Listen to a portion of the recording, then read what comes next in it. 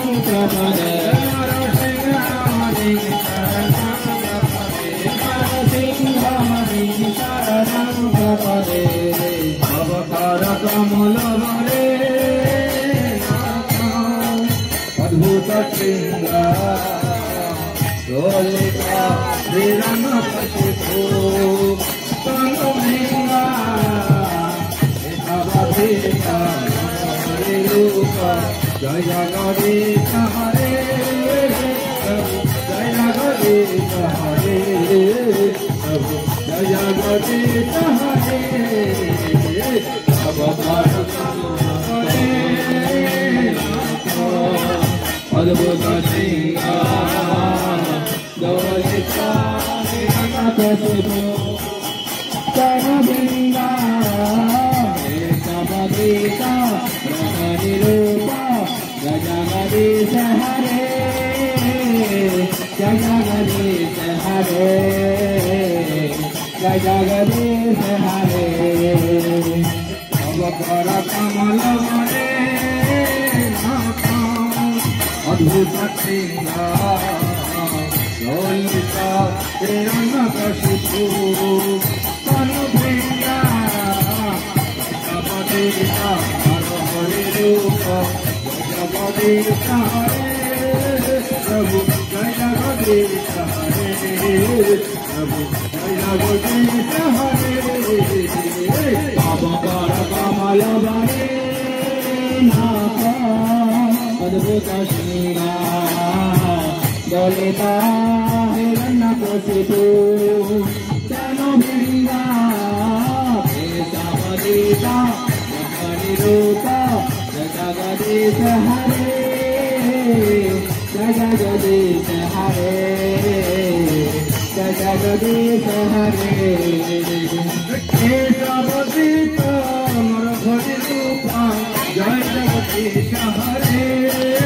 प्रभु जय जगदीश हरे जय जगदीश हरे केशवदीता नरहरि रूपा जय जगदीश हरे जय जगदीश हरे नृसिंहदेव जय नृसिंहदेव नृसिंहदेव जय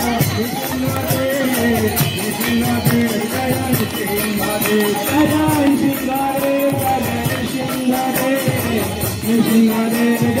नृसिंहदेव नृसिंहदेव जय नृसिंहदेव नृसिंहदेव जय नृसिंहदेव नृसिंहदेव जय नृसिंहदेव जय नृसिंहदेव जय नृसिंहदेव नृसिंहदेव जय नृसिंहदेव जय नरहरि जय नरहरि नरहरि जय नरहरि जय नरहरि जय नरहरि नरहरि जय नरहरि जय कल्याण महाराज जय भक्त कल्याण कल्याण महाराज जय भक्त कल्याण महाराज जय कल्याण भक्त महाराज जय भक्त कल्याण जय प्रभुपाद प्रभुपाद प्रभुपाद जय जय प्रभुपाद प्रभुपाद प्रभुपाद प्रभुपाद जय जय गुरुदेव गुरुदेव गुरुदेव गुरुदेव जय जय गुरुदेव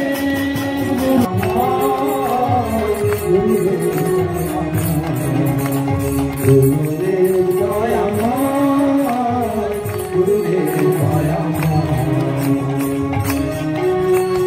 साधु संगे गौतमी श्रीकृष्ण चरण सभी संगामी साधु संगे साथी शैवे गौतमी श्रीकृष्ण चरण सभी संगामी साधु संगे साथी शैवे गौतमी श्रीकृष्ण चरण सभी संगामी साधु संगे साथी शैवे गौतमी श्रीकृष्ण चरण मोती जाते तब दासाध मोती जाते तब दासाध मोती जाते तब दासाध मोती जाते तब दासाध बंदी का बोलना पाए बंदी का बोलना पाए गुरुदेव गाया गुरुदेव गाया गुरुदेव गाया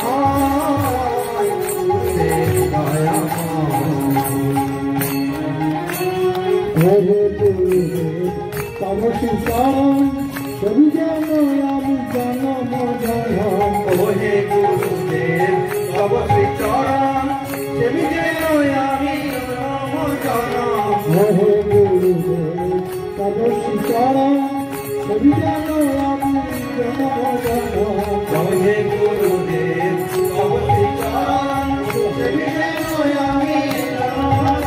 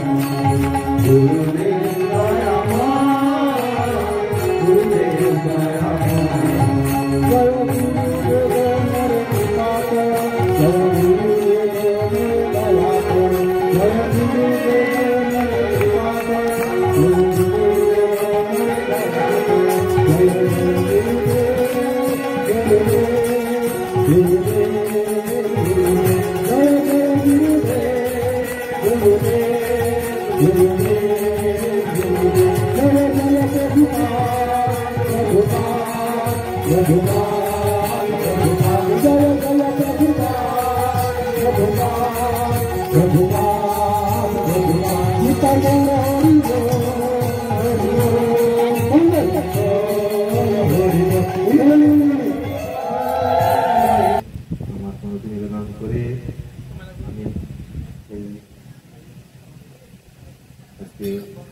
এই সমস্ত অপরটিতে যথাযথ দ্বিতীয় অধ্যায় সাংখ্য যোগ থেকে শ্লোক সংখ্যা 40 আমরা একটা শ্লোক অধ্যায় দেব শ্রবণ করব। আপনারা এটা মনোযোগ সহকারে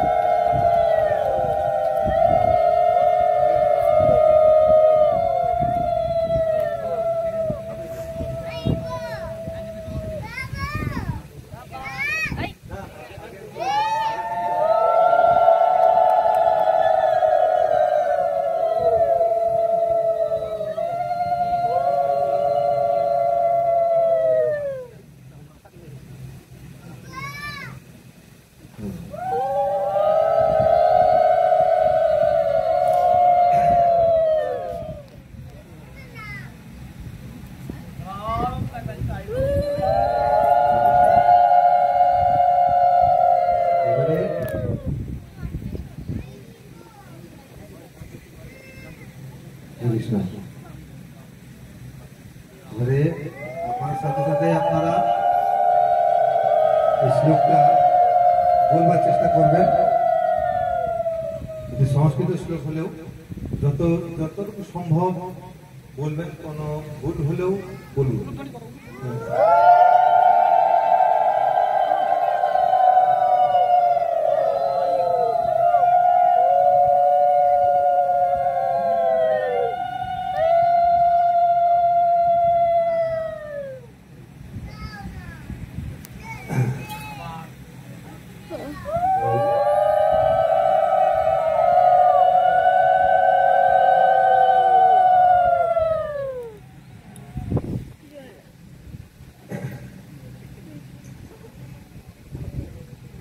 এবারে আমার সাথে সাথে আপনারাও শ্লোকটা বলবার চেষ্টা করবেন।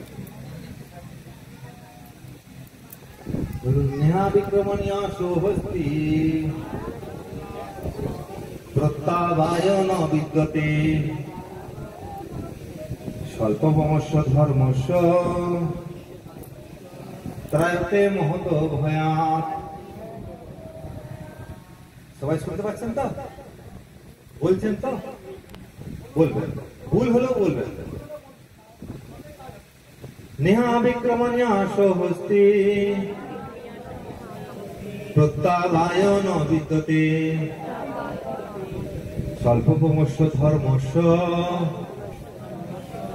ত্রায়তে মহত ভয়াৎ।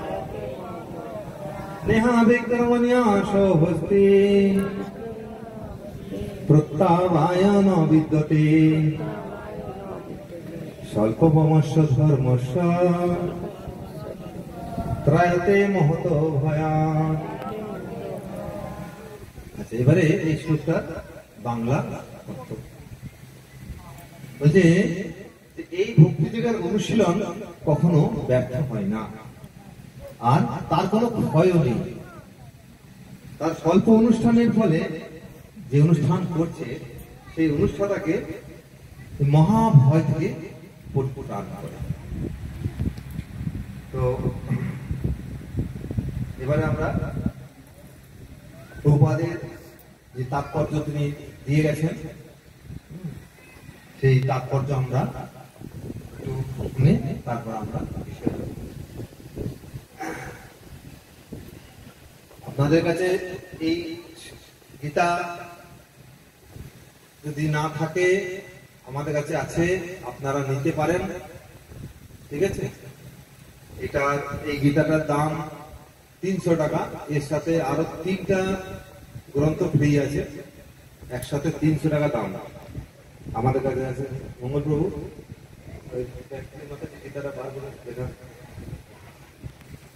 এর সাথে 3টা গ্রন্থ ফ্রি আছে, দিয়ে একসাথে এটার দাম করা হয়েছে, মানে ভিক্ষা মূল্য 300 টাকা। তো যাই হোক, এটা প্রাঞ্জল বাংলা ভাষায় লেখা।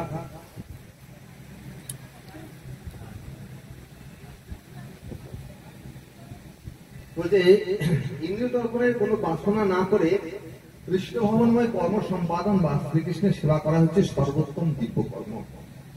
কেউ যদি অল্প পরিমাণেও ভগবানের সেবা করতে শুরু করে তার ক্ষতি নেই।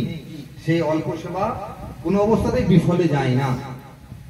জড়জগৎ স্তরে অনুষ্ঠিত কার্যকলাপ সুসম্পন্ন না করলে ব্যর্থতায় পর্যবসিত হয়, কিন্তু কৃষ্ণ ভাবনায় সেবা সুসম্পন্ন না হলেও বিফলে হয় না, বিফলে যায় না, তার সুফল চিরস্থায়ী। তাই এই ধরনের কর্ম একবার যে শুরু করেছে সে তার সেই কৃষ্ণ ভাবনাময় কর্ম সম্পূর্ণ করতে না পারলেও কোনো ক্ষতি নেই।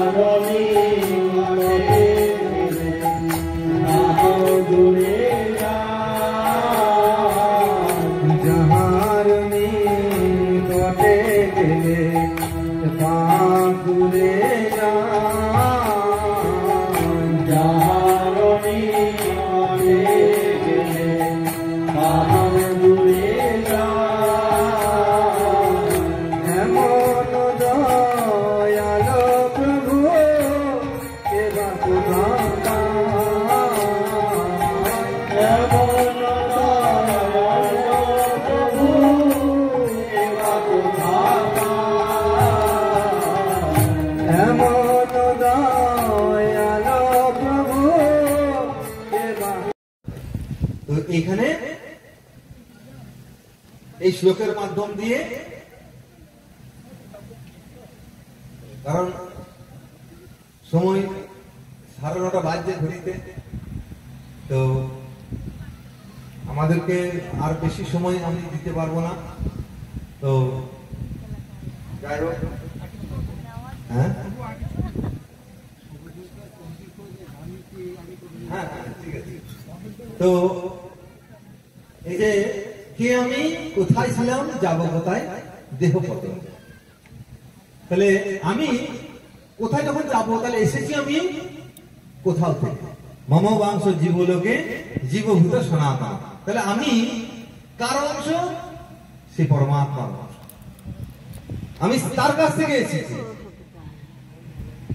আমি অন্য কোনো জায়গা থেকে আসিনি, কারণ আমি সেই পরমাত্মার অংশ, আত্মা।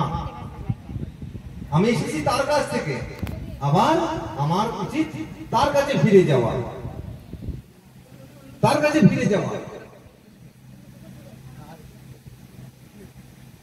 তাই আমাদের কর্তব্য হচ্ছে যে এই আমিকে জানা, এই দেহটাকে জানা। আজকে আমাদের যাদের বয়স, কারো বয়স 10, কারো বছর 20, কারো 30, কারো 40, 50, 60, 70, এরকম করে বিভিন্ন বয়স আছে। যার বয়স 50 বছর, তার যদি 10 বছর বয়সে ছবিকে দেখানো হয় যে শরীরটা ছিল 10 বছর বয়সে, সেই শরীরটা কোথায় গেল? আমাদের যে 10 বছরের শরীরটা ছিল, সেই 10 বছরের শরীরটা কোথায় গেল? কোথায় গেল? হারিয়ে গেছে, নেই। আবার 70 বছরে গিয়ে আরো 50 বছরের ছবিটা আমরা যদি দেখি, তাহলে ওই এই 50 বছরের ছবিটা আমার হারিয়ে গেছে। তাহলে এই যে দেহটা, এই দেহটা কমপ্লিট পরিবর্তন হতে থাকছে, একের পর এক ধাপ পরিবর্তন হতে থাকছে। তাহলে এই যে পরিবর্তনের শেষ ধাপ, সেটাকে বলছে মৃত্যু। মৃত্যু আমার হয় না, মৃত্যু হয় এই দেহ। জন্ম হয় দেহের, মৃত্যু হয় দেহের। আমাদের না জন্ম হয় না মৃত্যু হয়, খালি আমাদের কি হয়, আমরা পরিবর্তিত হই। এক দেহেতে ছিলাম, আরেক দেহেতে যাই। তাহলে আমি এক দেহতে ছিলাম, আমার দেহ আমার পতন হলো, পতন হয়ে আমি আরেক দেহতে প্রবেশ করব। কিন্তু আমি কিন্তু সেই পরমাত্মার অংশ, কারণ এবং সেটা কি বলছে, সেটা সনাতন। সনাতন সেটা মানে কোন এক সময় ছিল আর কোন এক সময় নষ্ট হয়ে যাবে না।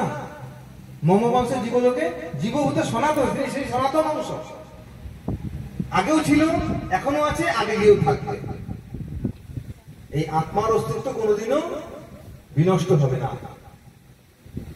আমরা আমাদের সত্তা নিয়ে আগেও ছিলাম, এখনো আছি, আগে কেউ থাকবো। কিন্তু এই যে পরিবর্তন, এই পরিবর্তনটা আমাদের মনে থাকবে না, যে এর আগের জন্মে আমি কি ছিলাম, এই জন্মে কি আছি, আবার আগের জন্মে দিয়ে আমি কি থাকবো, কি আমি হতে হবো, আমার পাবো, এটা আমার মনে থাকবে না। ঠিক আছে? সেই জন্য আমাদের এই যে দেহের যে পরিবর্তন, এটাকে বলছে মৃত্যু। তাহলে এই যে আমরা যদি হরিনাম না করি, তাহলে আমাদের কি করতে হবে, এই জন্ম মৃত্যুর চক্রকে বারবার বারবার চলতে থাকবে। যেমন উদাহরণ দিচ্ছি কিসে, নাগরদোল্লা।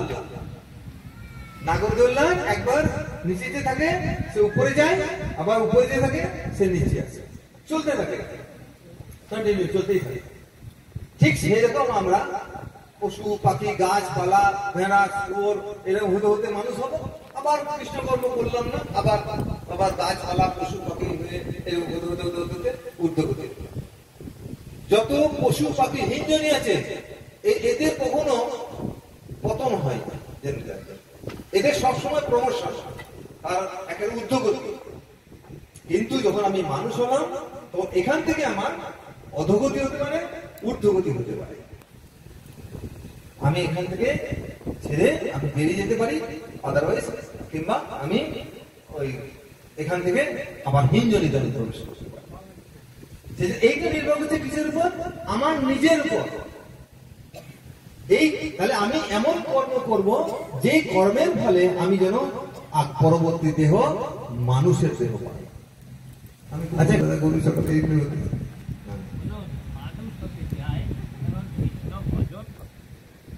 তাহলে হ্যাঁ, মানুষ আকার হইলে কি হয়, করহ ভূতের কাম। আমরা মানুষের আকার, কিন্তু আমরা কাজ করি কি ভূতের। কোথা থেকে? শ্মশানে। কেন এটা কেন বলছে শ্মশানে? কেন পদকর্তা কেন বলছে? তার দেহটাকে শ্মশান রূপ বলছে। কেন এটা কেন বলেছে? না, আমি বাজার থেকে একটা দেহ নিয়ে এলাম, একটা মাছ বা মাংস দেহ নিয়ে এলাম, তাহলে ওটা কি হচ্ছে? সব দেহ। আমি